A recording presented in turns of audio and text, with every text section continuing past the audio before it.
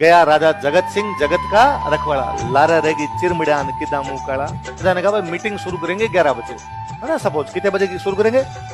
पर मेरा ये कहना है कि जिन जिनको ताजीम मिली हुई है वो 10 बजे तक आ जाना या 11 बजे से पहले आ जाना। मैं 10 बजे दरबार में आ जाऊंगा, ताजीम मिले हुए 11 बजे से पहले पहले आके बैठ जाना, ताकि मीटिंग शुरू होने के बाद यदि कोई ताजीम वाला आए तो मेरे को खड़ा। प्रैक्टिकल बात भी यही है कि भाई मीटिंग शुरू हो गई, मैं आपको लिखवा रहा हूं, बीच में कोई आ रहा है जा रहा है तो मैं उससे डिस्टर्ब हो रहा हूं, तो मीटिंग शुरू हो जाए उसके बाद मत आना भाई। यदि मीटिंग शुरू हो गई उसके बाद कोई ताजीम वाला आया तो मैं खड़ा नहीं हूंगा देखने। लोगों का सही बात, ऐसा ही होना चाहिए। अब कई सामंत दरबार में थे, उनको तो सूचना मिल गई, बाकी सामंतों के पास लेटर लिख के भेजे गए, इतनी तारीख को इतने बजे मीटिंग शुरू होगी, चंद्रभान से हम बातचीत करेंगे। इसलिए सारे सामंत दरबार में उपस्थित रहे। वे सामंत जिनको ताजीम मिली हुई इतने बजे से पहले आ जाएं। मीटिंग शुरू होने के बाद यदि कोई ताजीम का सामंत आता है तो राजा खड़े होकर उसको ताजीम नहीं दे। एक कोई सामंत थे वो लेट हो गए, वो थोड़े से लेट आए तो राणा राज सिंह तब तक अपनी मीटिंग शुरू कर सके थे, चंद्रभान से बातचीत चल रही है।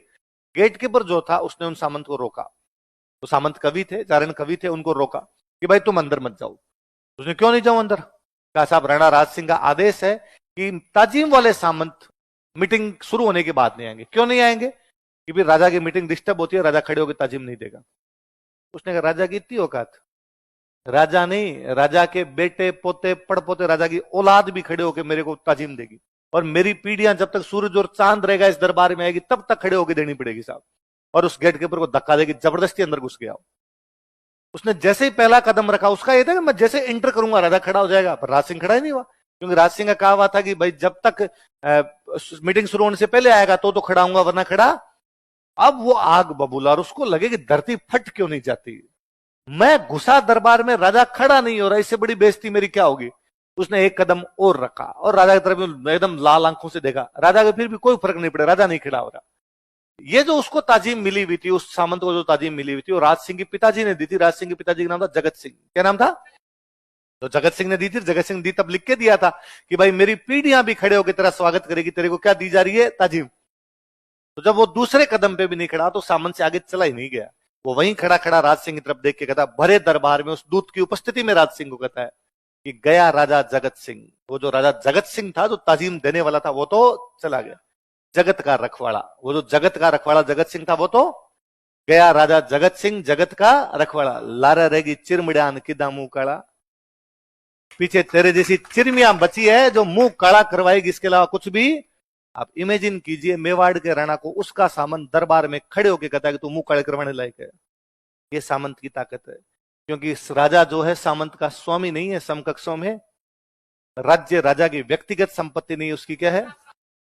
उसको इस बात पे गुस्सा था, यार खड़ा क्यों नहीं हो रहा, मतलब तेरी इतनी औकात कैसी है कि मैं दरबार में यार तू खड़ा नहीं हो। होगा राणा अपनी जगह, लेकिन मेरे को क्या मिली हुई है। हालांकि कहते हैं राज सिंह इस बात से इतना गुस्से में आया था, इतना भयंकर। राणा राज सिंह इस मामले बड़े गुस्से वाले आदमी। राणा राज सिंह ने उस सामंत को वहीं मार दिया था।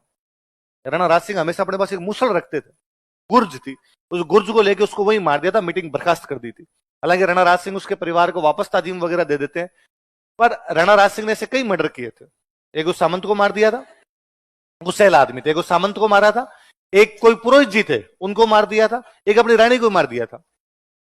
वो रानी को अपने बेटे को राजा बनाना चाह रही थी, तो राजा को पता चला ये रानी मेरे को जहर खिला रही है ताकि मैं मर जाऊं, तो अपने बेटे को क्या बना दे, राजा। तो और वो पुरोहित जी भी कि भाई मेरे को हटा के दूसरे को राजा बनाना चाहते हैं, तो उन पुरोहित जी को मारा था, एक उस सामंत को मारा था, रानी को मारा था, अपने उस बेटे को मारने गए जो बेटा राजा बनना चाह रहा था। उस बेटे को पता चला भाई माँ को तो मार दिया, मेरे को मारना रहे, वो फांसी का गया था, सुसाइड कर लिया था। तो राणा राज सिंह ने इसे 2-3 यूं कर दिए थे। तो कहते हैं कि राणा राज सिंह को बाद में बड़ा फील हुआ कि यार मैंने गलती की, यार गुस्से के अंदर तो आदमी कर जाता है। तो उन्होंने किसी से पूछा कि यार ये जो मैंने मर्डर किए हैं इनका कोई कन्फेंस है क्या, इनका कोई प्रायश्चित हो सकता है क्या, कि ये मेरे पाप मिट जाए। तो किसी ने कहा भाई इनको पाप धोने का एक ही तरीका है। क्या तरीका है? कि यदि आप युद्ध में लड़ते हुए मारे जाओ तो आपको पुण्य मिलेगा, फिर ये पाप आप पर लागू, स्वर्ग मिलेगा आपको सीधा। राणा राज सिंह ने कहा ये क्या जरूरी है कि युद्ध में लड़ता हुआ मरूं, हो सकता है युद्ध में जाऊं और ना मरूं, मैं तो खूब सारे युद्धों में गया, अभी तक तो मरा नहीं। तो मरने का क्या, रात को सोऊं सुबह उठूं ही नहीं। मरने का क्या, अभी खिलखिला के जोर से हंसूं, ऊपर की हंसी ऊपर है, नीचे की नीचे रह जाए, है ना, मुंह फटा ही रह जाए भाई साहब आपका।